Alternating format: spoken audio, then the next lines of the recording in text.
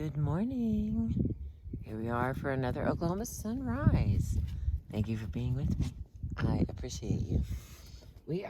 I'm super excited because in a perfect world, I'm going to read chapter 28 and everything is going to be lovely. And then we'll be done with this history book that Crystal thought was a good idea to read. All right. The chapter 28, the fourth enlargement of American whiteness. And the final chapter. Agitating and media dominating as America's civil rights and black power movements were most of the country's white people. I'm going to try that again. Agitating and media dominating as America's civil rights and black power movements were. Most of the country's white people might have doubted that the upheaval had much to do with them. They might have thought that they were individuals who had succeeded by themselves and that race had always meant black people who had not. In fact, by the 1960s, the whole races of Europe disclosure had fallen completely out of fashion. Books such as William Z. Ripley's Races of Europe, once essential reading on race, were now remaindered as useless. And if you were not Jewish, calling Jews a race would send you straight into the anti-Semitic column. Reminders that Jews and Italians had been labeled as races a generation earlier might have prompted a retort that race was used more loosely in the past. This is true, but every use of race has always been loose, whether applied to black, white, yellow, brown, red, or other. No consensus has ever formed on the number of human races or even on the number of white races. Criteria constantly shift according to individual taste and the current political need. It was clear, however, that in the olden days, Jim Crow had kept the, quote, colored, unquote, races apart from whites and African Americans, largely hidden behind segregation's veil. Shortly after the end of the Second World War, the end of legalized segregation began to propel black people into national visibility as never before. Concurrently, other changes were soon to deeply alter Americans' sense of the very meaning of race. Little noticed at the time, the openness of the mid-1960s went well beyond the black-white color line. The Immigration and Nationality Hart-Celler Act of 1965 was specifically crafted to counter earlier Nordic-minded immigration statutes, especially in terms of Asians. It also allowed for wider immigration from the Western Hemisphere and Africa. Therein lay the seeds of demographic revolution.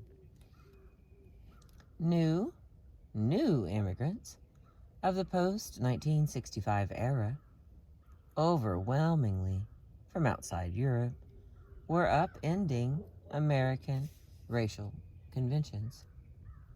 Asians, greatly rising in number, were rapidly being judged to be smarter and, eventually, to be richer than native-born whites.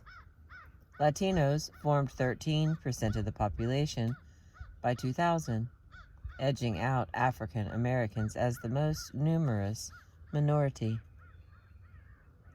The U.S. Census, without peer in scoring the nation's racial makeup, had begun to notice Latin Americans in the 1940s by counting up heterogeneous peoples with Spanish surnames and hastily lumping them together as Hispanics. Though an impossibly crude measurement, it survived until 1977. By that point,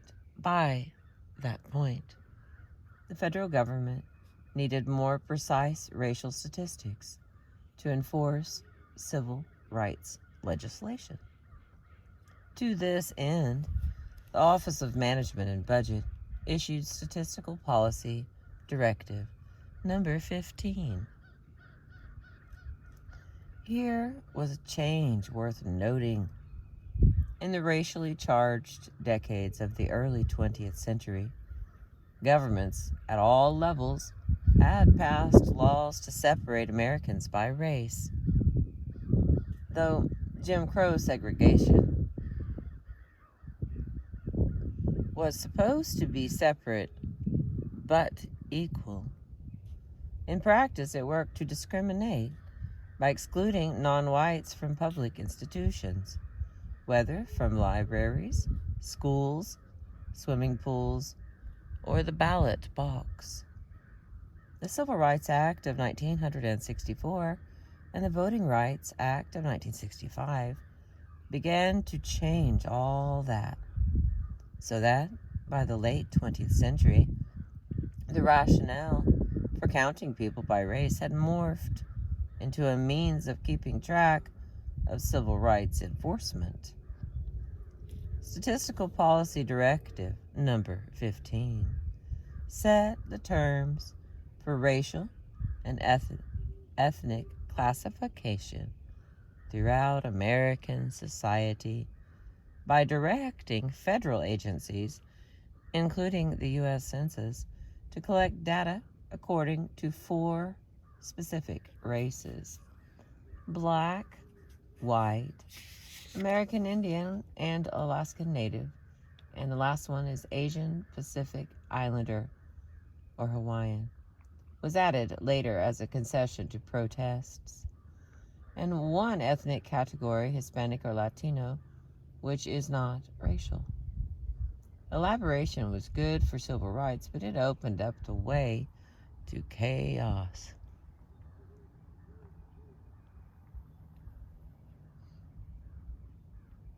Under these guidelines,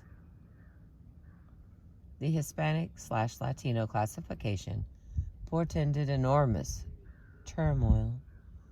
Now that there was a non-Hispanic white category, did there not also exist Hispanic white people? Yes, no, and other. Faced with the given racial choices on the census of 2000, fully 42.2% of Latinos checked some other race, rather than black or white, throwing nearly 6% of Americans into a kind of racial limbo. In addition, the U.S. Census of 2000 had to increase a deeper and more personal recognition of multiracial identities. For the first time, respondents were allowed to describe themselves as belonging to one or more of 15 racial identities. As so often in the past, and adding confusion, the list of races included nationalities, the expansion now allowed for 126 ethno-racial groups, or for purists, 63 races.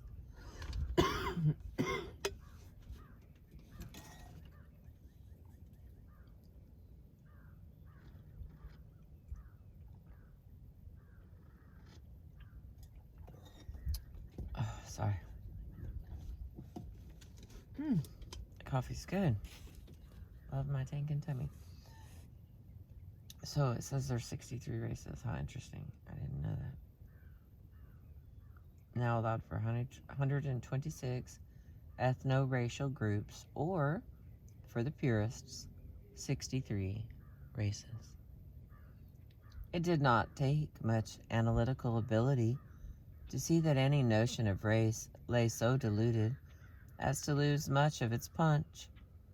The taxonomy was rapidly buckling much further under the weight of interracial sex. Nothing new here.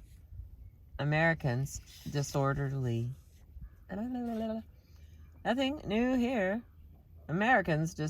sexual habits have always overflowed neat racial lines and driven race thinkers crazy.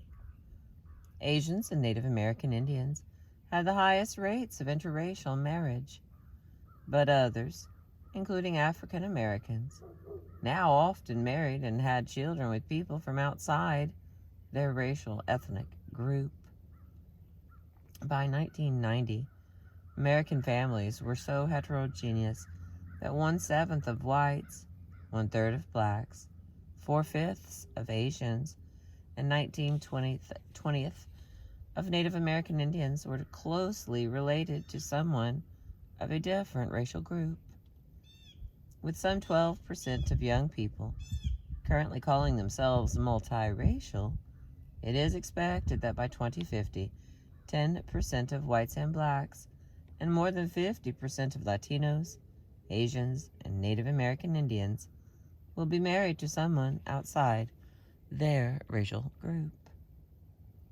With so many non-white and white Americans marrying willy-nilly, barriers between the progeny of European immigrants have largely disappeared. Among white people, 3 out of 4 marriages had already crossed ethnic boundaries by 1980. A generation later, very few white Americans had 4 grandparents from the same country. Crevecoeur's European-derived American, this new man had arrived. William Z. Ripley had predicted this outcome in 1908, fearing above all the inharmonious mixing of Italian men and Irish women. But he now would have been forced to reconsider his prediction that such a racial mix would make ugly Americans. Would make Americans ugly. We have already seen the lowering of racial boundaries starting in the 1940s, when ethnic began replacing race as applied to the descendants of European immigrants. The use of racial groups for white people has become a moribund category, too, partly because white people are so mixed up. Finally, the prerequisites of mere whiteness count for less in the present situation. While the stigma of blackness, once just one drop sufficed to curse the white-looking individual, also seems less mortal. Back in the 20th century, white people were assumed to be rich, or at least middle class, as well as more beautiful, powerful, and smart. As citizens and scholars, they said what needed to be known and monopolized the study of other people, with themselves hardly being marked or scrutinized in return. Think of Francis A. Walker and William Z. Ripley, for whom formal education, New England ancestry, and useful connections assured authority. Half a century later, the upheaval of the civil rights era turned the looking glass around, bringing white people under scrutiny. Think of Malcolm X and James Baldwin.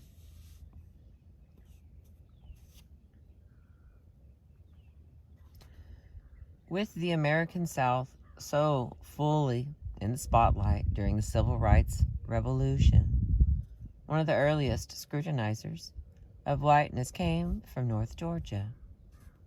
Lillian Smith, born 1897, a white Southern essayist, novelist, and, with her lifetime partner, Paula Schnelling, operator of a fancy summer camp for girls, powerfully described her South in Killers of the Dream from 1949 and 1969. This book affected Southern culture as pathological and white supremacist Southerners as caught in a spiral of sex, sin, and segregation. All right, we got a side note here. Killers of the Dream includes a sequence of mistaken racial identity reminiscent of Gustave de Beaumont's Marie.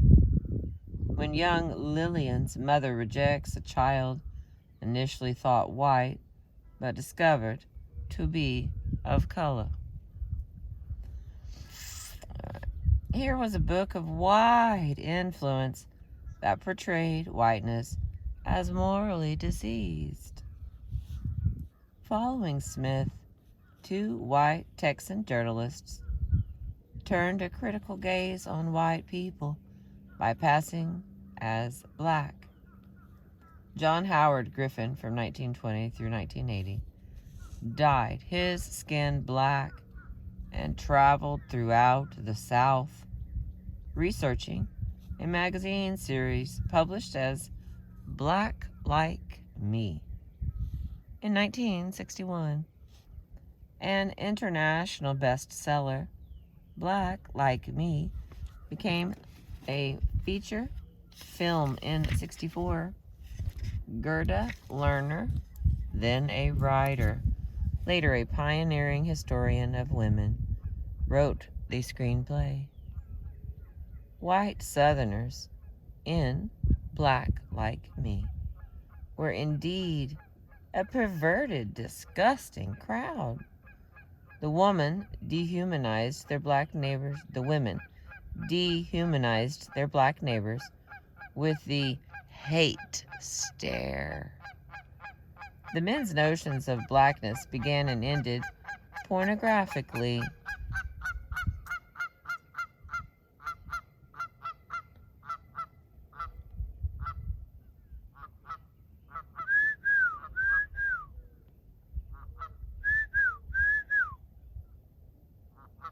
Hi, buddy. I got here first. You don't get to run me off. But I see you.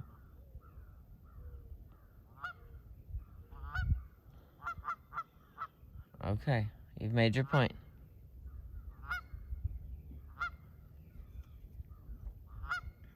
He is not happier. They.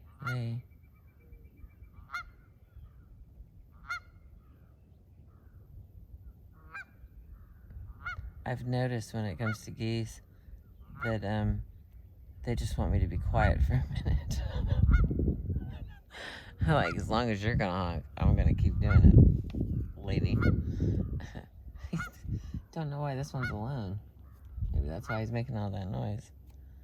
Where's your buddy?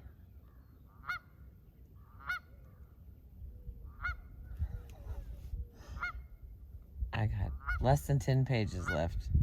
I am not wanting to compete with...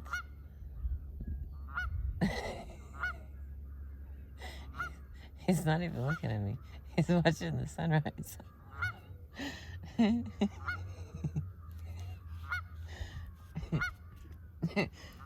When this happens, I'm like, do I sound like I'm honking? Is that what my voice sounds like? You know? Honk, honk. Okay, settling down. The thing about Canadian geese is they're winners.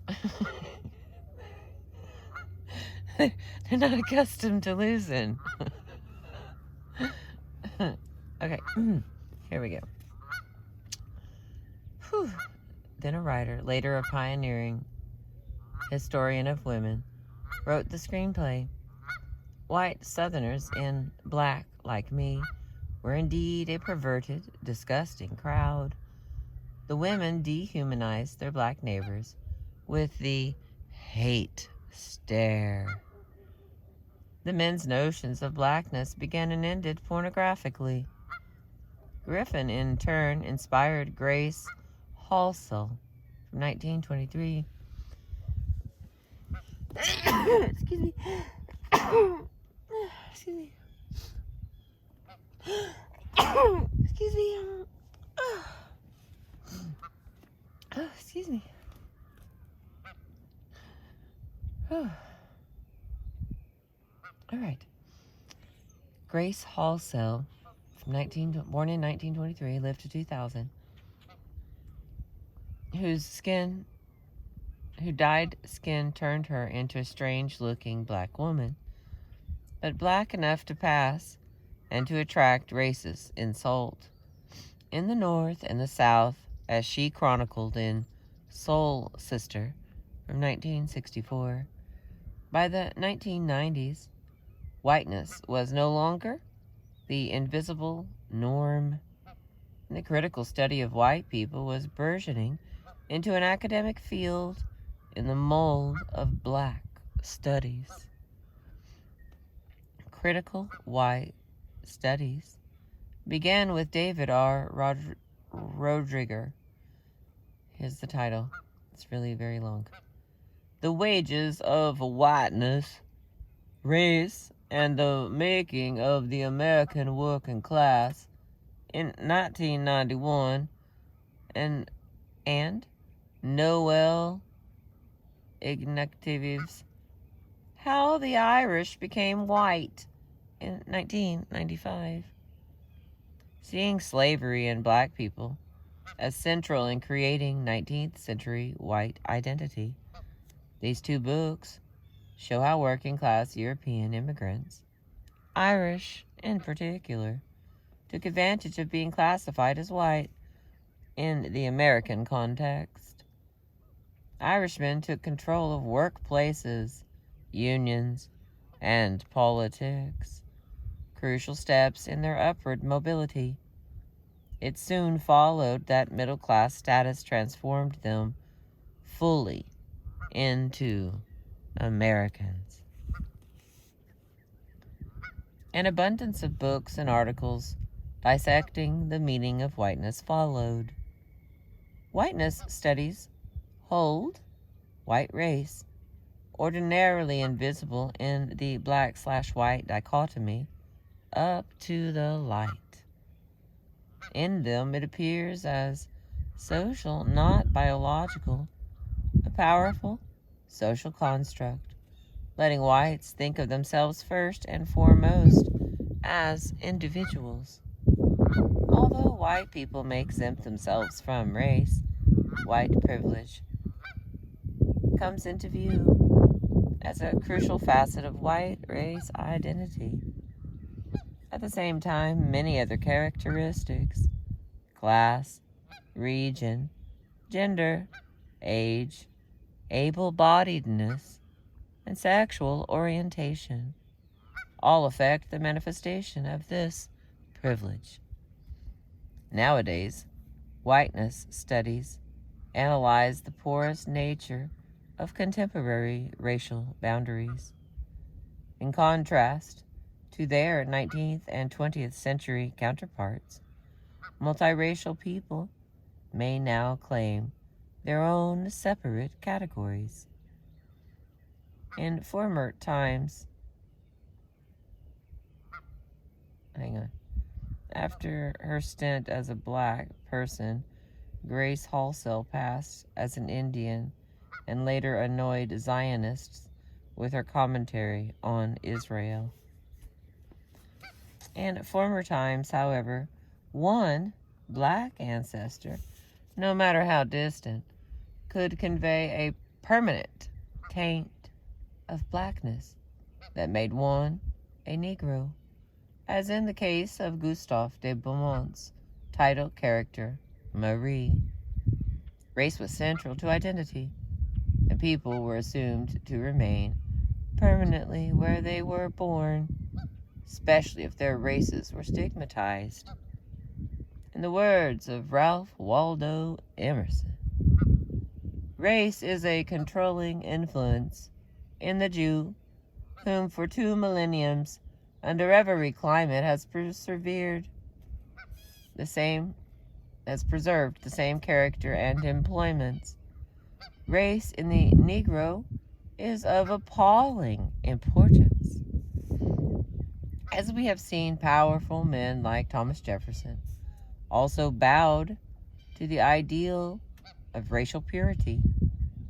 He held that interracial sex would surely lead to degradation, even while contravening his view by having children in a stable, intimate relationship with one of his slaves. Nowadays, only white supremacists and Nazis fetishize white racial purity. Today, the attractive qualities that Saxons, Anglo-Saxons, Nordic whites were assumed to monopolize are also to be found elsewhere. Side note. 21st century holdouts could still cling to idealized notions of white Anglo-Saxon Protestantism, whatever. As in the case of the late Harvard political scientist Samuel P. Huntington in his writing, Who Are We? The Challenges to American National Identity, in 2004. Yo!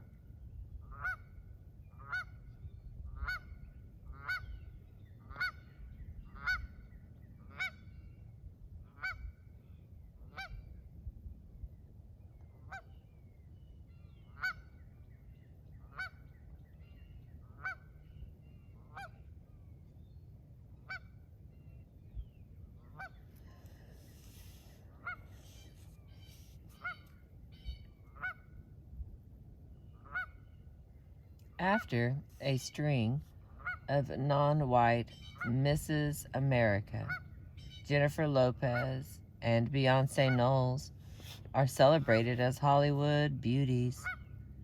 Vijay Singh, Tiger Woods, and the Williams sisters, Venus and Serena, dominate elite sports.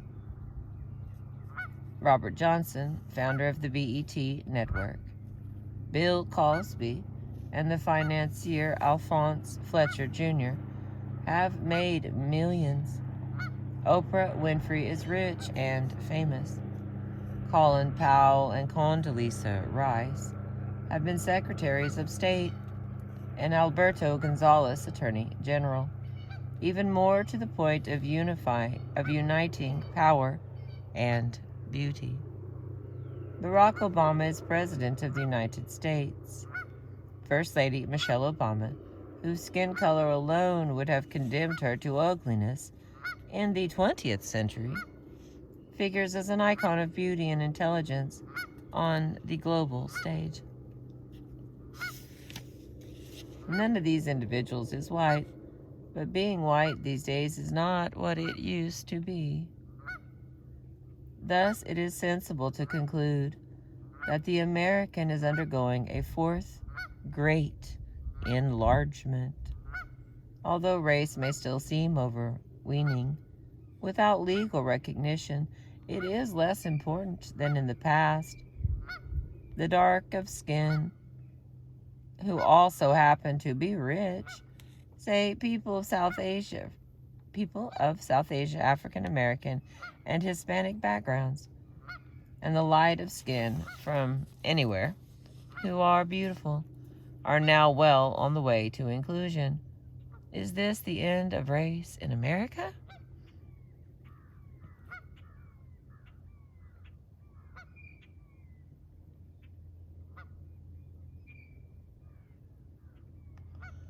At the turn of the 21st century, it was starting to look that way.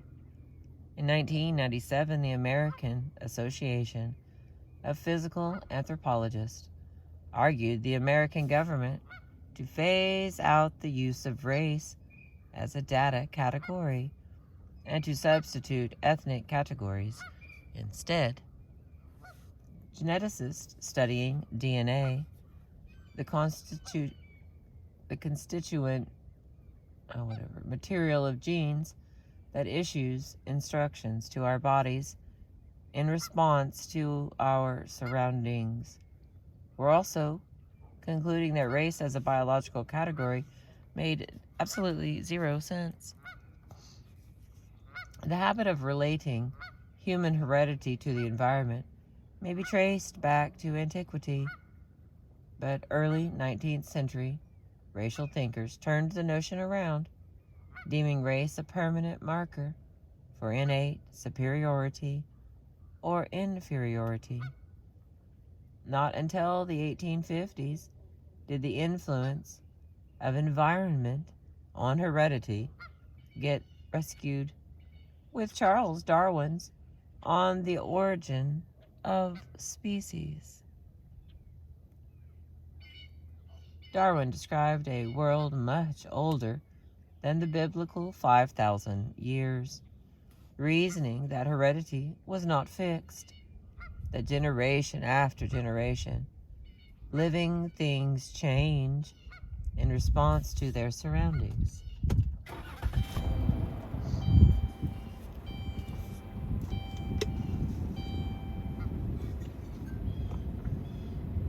I changed in response to my surroundings. It's Tilly.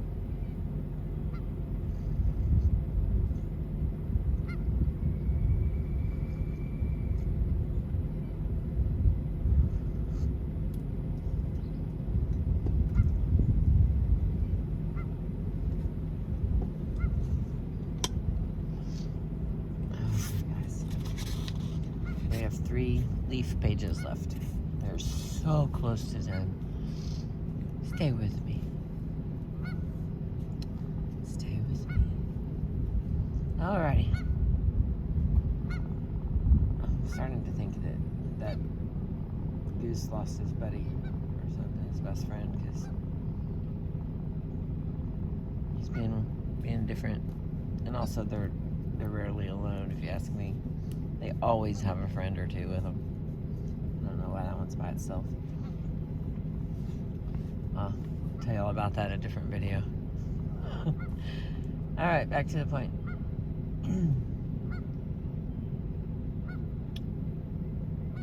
The habit of relating human heredity to the environment may be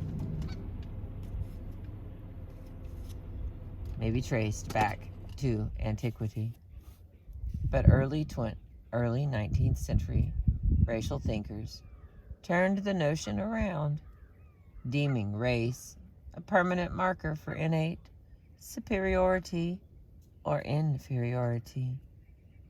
Not until the 1850s did the influence of environment on heredity get rescued, with Charles Darwin's On the Origin of Species.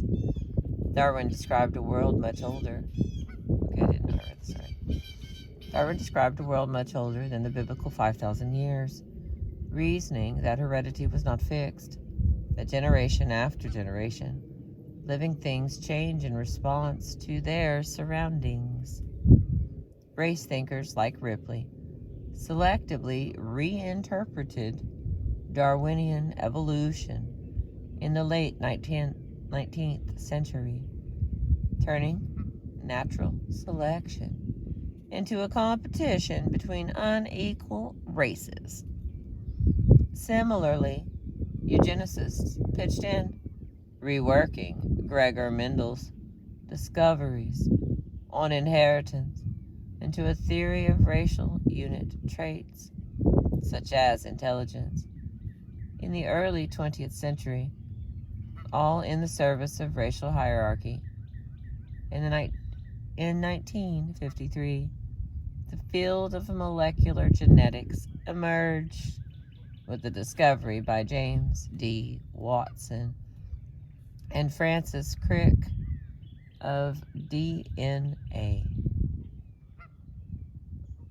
The molecule in chromosomes that carries our genes, the functional unit of heredity. Genes hold DNA and RNA, whose functions are only now being understood. The recipe for proteins that activate themselves in response to the environment. Not that the genome consists only of genes. 97% of the genome is a mixture of various sorts of DNA, summed up as junk DNA, whose purpose, if it has one, remains mysterious. Genomes, all the genes in each cell of an organism, could be mapped as to function, first in simpler organisms like fruit flies, then in larger animals, and on to parts of the human genome. The closer to a complete human genome, the hotter grew the competition to make it complete, and the more scholars sought to interpret its meaning. It was the science of molecular genetics that drove the longest nail into the theory of race. Even before the human genome mapping was complete, the American Association for the Advancement of Science, the AAAS, concluded in 1995 that in biological terms, race holds no scientific validity. Its only importance lay now in its role as a social category to strike down patterns of discrimination. Reporting on the AAAS meeting, major newspapers carried headlines proclaiming, "No such thing as race, genetic studies say." Would this judgment hold once the entire human genome was parsed?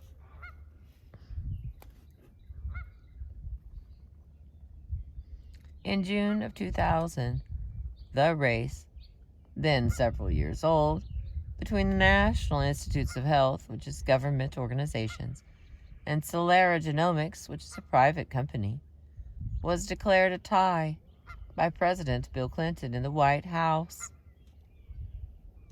All right, side note on that.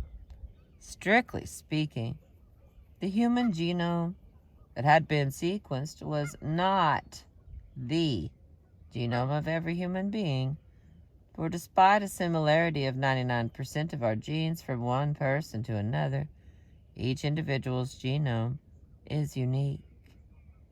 The genome that Celera mapped was that of a particular individual, its founder, Craig Venter. Therefore, the human genome that Celera owns is that of a particular white American man. Mapping a complete human genome now costs nearly $100,000.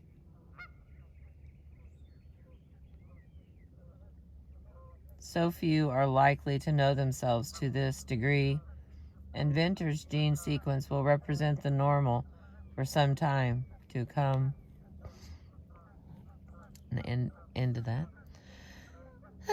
Some of the results triggered disappointment, even dismay.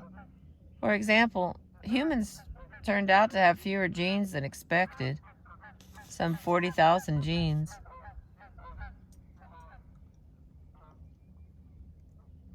Some 40,000 genes on 100 trillion cells.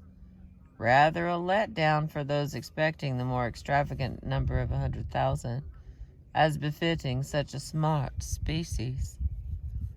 But much more importantly, two facts shown clearly from this research. In the words of J. Craig Venter, then head of Celera Genomics, race is a social concept, not a scientific one. We all evolved in the last 100,000 years from the same small number of tribes that migrated out of Africa and colonized the world. Each person shares 99.99% of the genetic material of every other human being.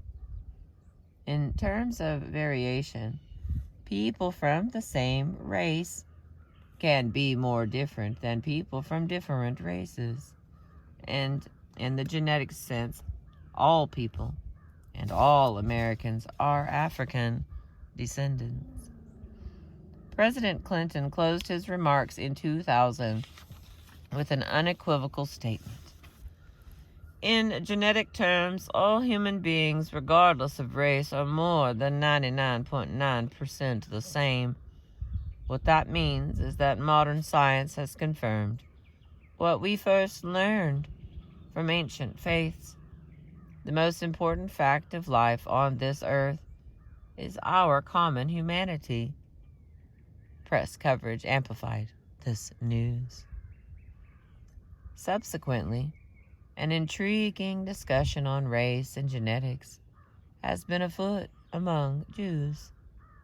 One side contends that Jews have nearly always seen themselves as a race, and that studies of Jewish DNA underscore the tribal nature of Jewish religion. The other side warns about the chaos that could flow from focusing too tightly on the biological basis of Jewishness. For Jewish men and Jewish women do not share the same set of genes. While the Y chromosomes of Jewish men show a relatively high degree of similarity all over the world, they are particularly close to the configuration of Middle Easterners of any background. Jewish women's mitochondrial DNA, in contrast, shows much less similarity, leading to the conclusion that Jewish men often married non-Jewish women. It should be noted that other parts of the world also show genetic imbalances between the sexes. In Great Britain, for instance, Y chromosomes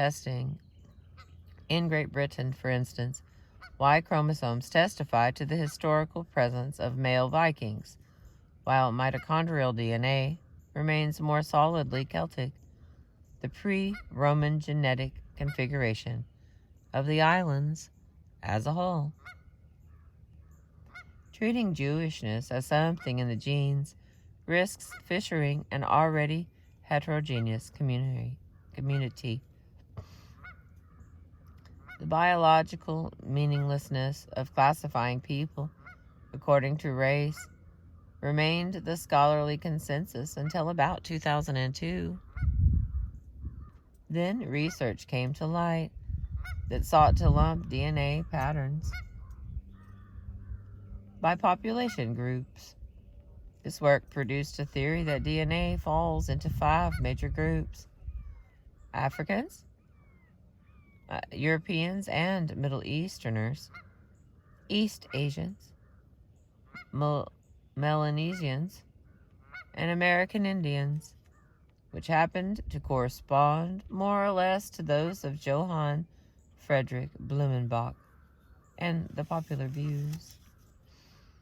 According to Anne Fausto Sterling, Neil Risch and his colleagues even used Blumenbach's term Caucasian for the European and Middle Eastern group. True to the disorderly history of race, a study in Scientific American in 2003 reported a 4-way grouping. The New York Times illustrated its story about this research with a long, colored bar graph. Only in its last paragraph does the report explain that even though all the people share most of their genetic variability in common, the chart is based on these genetic differences, not on the very much larger shared inheritance. In short, the illustration is neither helpful nor accurate, in that it wildly exaggerates differences while omitting the overwhelming degree of similarity. The methodologies used, the tracing of ALUIS and SNPs, do not explain whether Lewis and SNPs play any active role in human behavior. Oh, I lost my spot. I can't see temptation.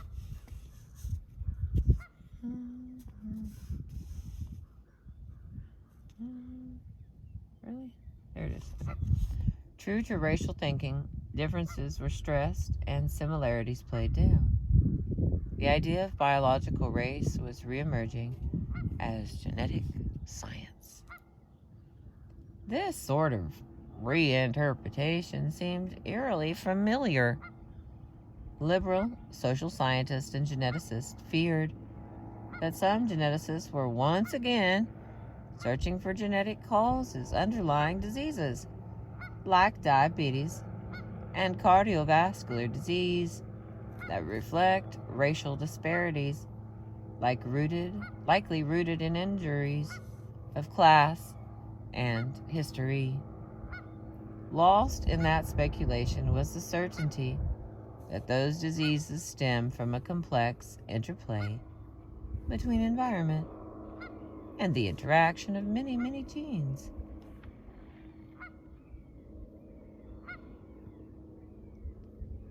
Rather than the few genes governing superficial characteristics like skin color and hair texture.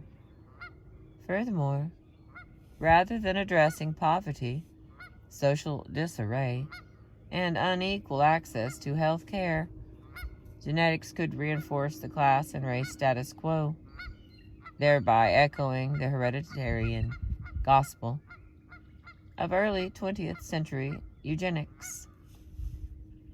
Between 2002 and about 2005, this emphasis on racial genetic difference made some headway in medicine, where doctors and pharmaceutical companies pushed the idea of racialized populations and racialized medicine. They were talking about black people. This was true even through the clearest cases of genetic diseases that occur only in particular populations, such as Tay-Sachs among people descended from European Jews and hemochromatosis among Swedes. Those affect white people. Racial identity, interpreted as black, also presented an ideal marketing opportunity in 2004 when the Nitromed pharmaceutical company sought approval for the first racial drug, spelled BIDIL, which is a combination of isosorbide dinitrate and hydrolazine hydrochloride for treatment of heart disease. In fact, Bidil was an older, often ineffective drug repackaged for black consumption. Initially rejected by the Food and Drug Administration, it was approved in 2005 and is currently advertised for use on African Americans.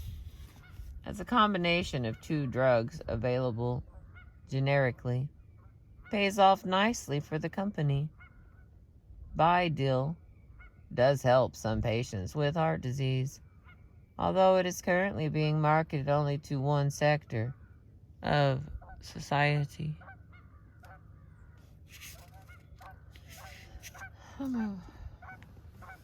Okay, a little note on the Canadian the goose that is here is I saw her go sit down in the grass like she might have a little nest or something. So you know more about geese than I do. Well, God bless you. I understand their temperament and their territory. And I respect both. Goose don't care. Goose can catch you. A rooster can chase you. They don't always catch you.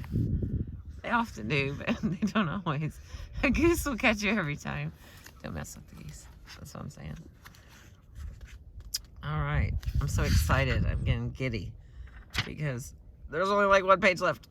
Oh my goodness. Oh. All right. Let's see. Stay on track, Crystal. Ideal. What the hell kind of name is that?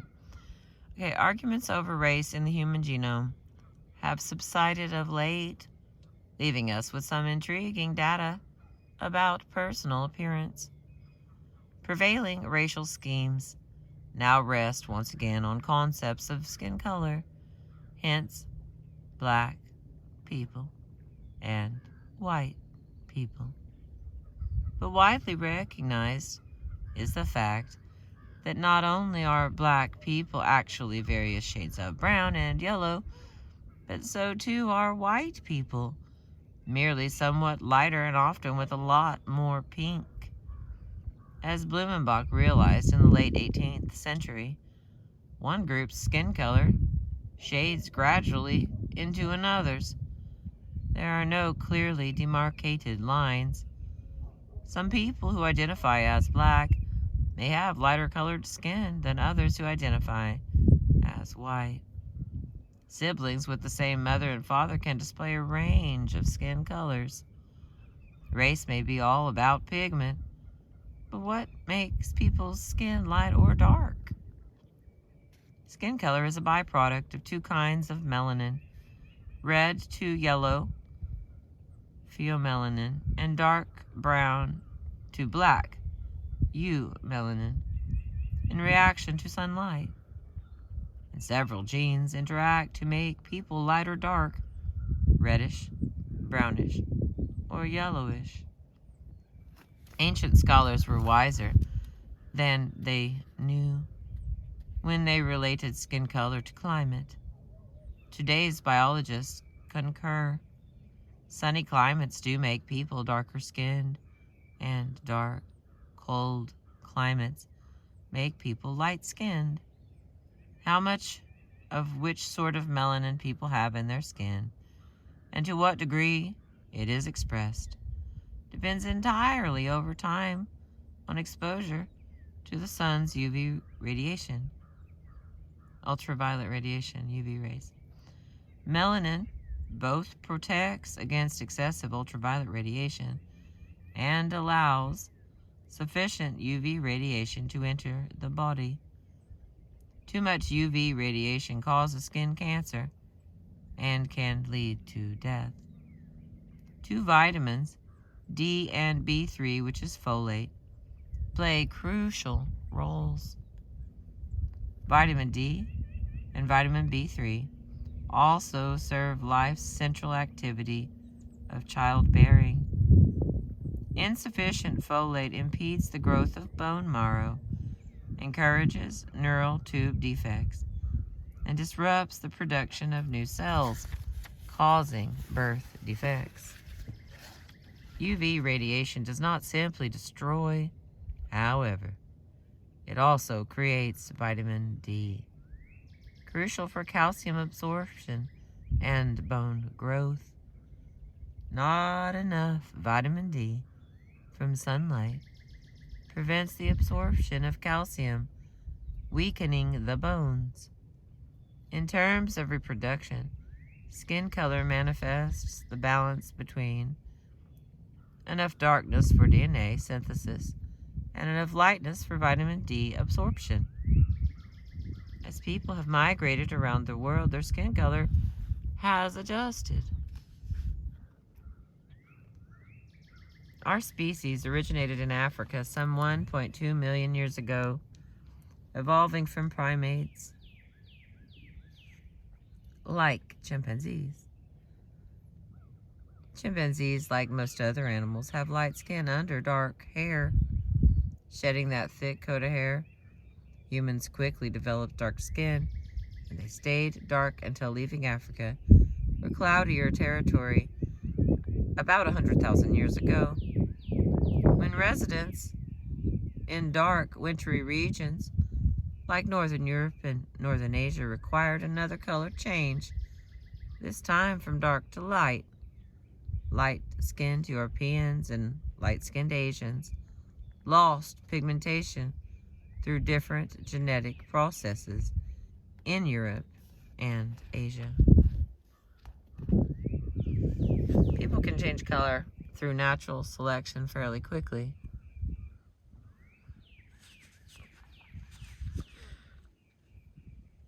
People can change color through natural selection fairly quickly, within 1,000 years or so, or they can do it instantly by choosing a mate whose skin is a different color.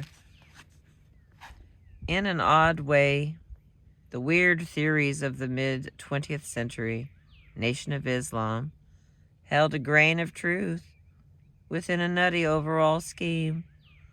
According to the NOI, a crazed black scientist had turned black people into whites through selective breeding as a punishment for wickedness.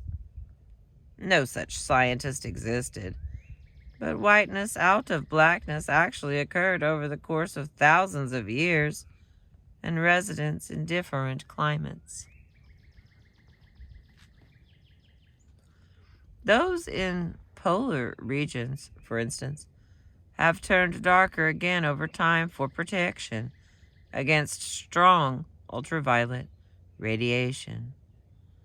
A paucity of melanin may cost us dearly as global warming exposes the Earth to increased ultraviolet radiation. In sum, humans change color in several ways, including seasonably and cosmetically. Those who are short on melanin are already taking steps to protect their offspring by using sunscreen, and perhaps unwittingly by marrying darker-skinned people. Anyone in a mixed-race family knows of the impermanence of parental skin color, for the sex act immediately affects the very next generation. In addition, mutation of the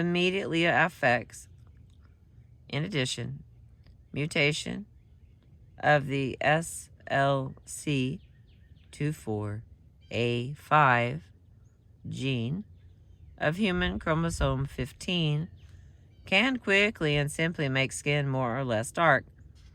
Readers of this book will not live to see global warming's massive effect on human skin color. But such transitions will surely occur if Homo sapiens is to persist.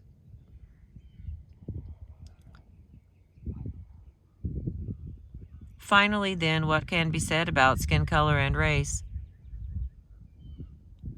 According to race thinking, race and color must agree, hence races designated according to color, as in black, white, brown, yellow, and red. The races must be innate and permanent. Yet it has been obvious since the invention of racial science in the 18th century that skin color can change drastically from one generation to the next. All that is needed is sex between people of different colors, which has taken place as soon as people meet. Acknowledgement of the existence of people of mixed race, as in the U.S. Census, means acknowledgement of the permanence of race. Where are we now? Mapping the human genome elicited initial proclamations of human kindredness across the globe. Then race talk inscribed racial differences on our genes. That talk has not disappeared, but ideally we would realize that human beings' short history relates us all to one another. To speak in racial terms, incessant human migration has made us all multiracial. Does this mean the human genome or civil rights or desegregation have ended the tyranny of race in America? Almost certainly not. The fundamental black-white binary endures, even though the category of whiteness, or we might say more precisely, a category of non-blackness, effectively expels effectively expands. As before, the black poor remain outside the concept of the American as an alien race of degenerate families. A multicultural middle class may diversify the suburbs and college campuses, but the face of poor, segregated inner cities remains black. For quite some time, many observers have held that money and interracial sex would solve the race problem. And indeed, in some cases, they have.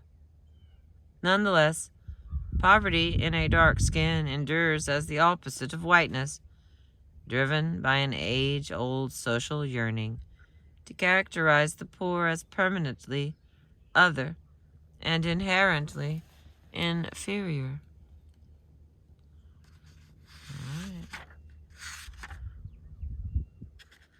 I got an acknowledgement here, which is a page and a half, and you yeah, damn, skip out and read it, but I'm going to because I get, and then we're done for real. Because I add another one. I am so thankful for everyone who has stuck with me as we've got through this book. My deepest appreciation. All right, here's the acknowledgements.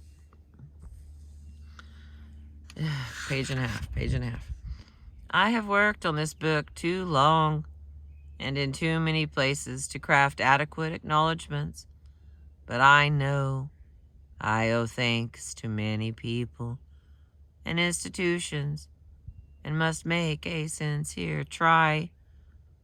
This project grew out of an invention of the 1990s, whiteness studies. While I learned a great deal from the work of historians in that field, overall, I missed a longer, broader view than I found in work focusing on the United States. I began to undertake my own adventure into whiteness studies in classes I taught at Princeton University. My first debts, therefore, relate to History 382, Whiteness in Historical Perspective, and History 574, Whiteness Studies. To my colleagues, who encouraged my thinking out loud, my students, whose curiosity led me on, and my graduate student preceptors, Crystal, Femster, and Eric Yellen, who brought their own useful insights to bear. When students mentioned their work in a class they abbreviated as whiteness, it intrigued their families and friends as a topic of study at Princeton. Early on, students reported more interest at home in my racial background than in the material we were covering, but that preoccupation subsided. In more recent years, concerns about my race seem greatly to have faded, their place taken by open curiosity about the project. For this evolution, I thank the American people. This project began in earnest in Germany, where my German language teachers were Brigitte Alsanger and Renate Scherer. My scholarly colleagues in Europe, Lorraine Daston, Jeanette Demestri, Altimer Etty, Michael Hagner, Suzanne Marchand, Renato Mazzolini, Roberta Mondugno, Nicholas Rupke, and Patricia Springborg offered illuminating discussions of the issues from European perspectives.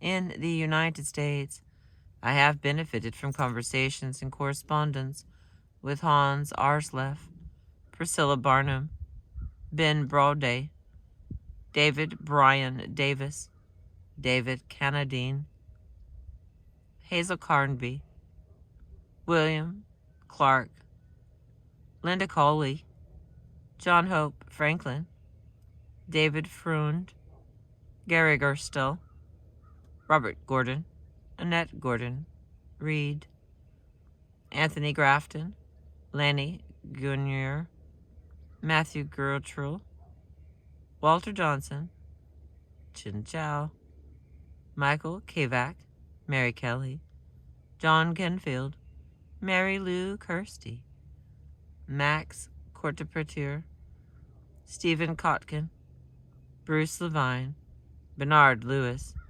Naomi Lynch, Rajov Malhorta, Mark Mazauer, Kirby Miller, Eduardo Pagan, Grace Palladino, Carl Rezick, David Rodriguez, Carl Shortsky, Richard Slotkin, Thomas Segru, John Sweet, Andrew Svetsky Mazik, and Eric Ellen. I owe a special thanks to Angela Rosenthal, David Bindman, and Sarah Lewis for guidance and visual analysis, and to Neil Baldwin for encouragement. I have enjoyed presenting aspects of this project to colleagues at the Free University in Berlin, the Wesleyan University, the Gilder Lehrman Center at Yale University, the NYU Biography Seminar, the Essex, New York Public Library, Reed College, the University of Rome, Trey, and in my own Princeton Department of History. I also had the pleasure of offering facets of this work as presidential address to the Southern Historical Association in 2007 and the Organization of American Historians in 2008, and I owe thanks to the editorial staffs of the Journal of Southern History and the Journal of American History. This work has depended on literature, most especially on the collections and librarians in Princeton University's Firestone Library. People whose names I do not know have helped me immensely through interlibrary loans called Article Direct Service. I do know the names of several in Firestone who have aided me: Elizabeth Benet, Bulbray J. Bordelon, Sharon Brown, Joel R. Burlingham, Mary George, Linda Oppenheim,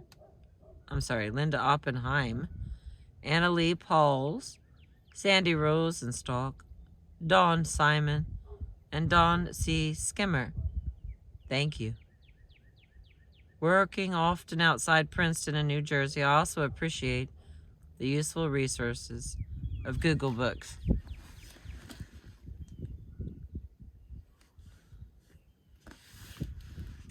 Princeton University has supported my scholarship for many years, especially through research funding from the Department of History and the Office of the Provost. Judy Hansen, Lynn Kratzer, and Pamela Long in the Department of History have kept me in touch with Princeton from Newark and beyond. My Princeton research assistants, Melinda Lindquist, Deborah Becker, and Jonathan Walton, kept me in research materials. In New York, many tasks have fallen to the assistants to Edwin Barber at W.W. Norton, most recently and heavily to Melanie Tortoroli. I also owed much gratitude to an omniscient copy editor, Otto Sontag. My agent, Charlotte Sheedy, got this book off to its start, and my genius husband, Glenn Schaefer, and my friend Thaddeus Davis have kept me going all these many years. Thank you. Thank you again. I have dedicated this book to its two indispensables, my gentleman, scholar-editor Edwin Barber, and the resource at its foundation, Princeton University Library. And we are done with this book. There's what we're doing again, my lovelies.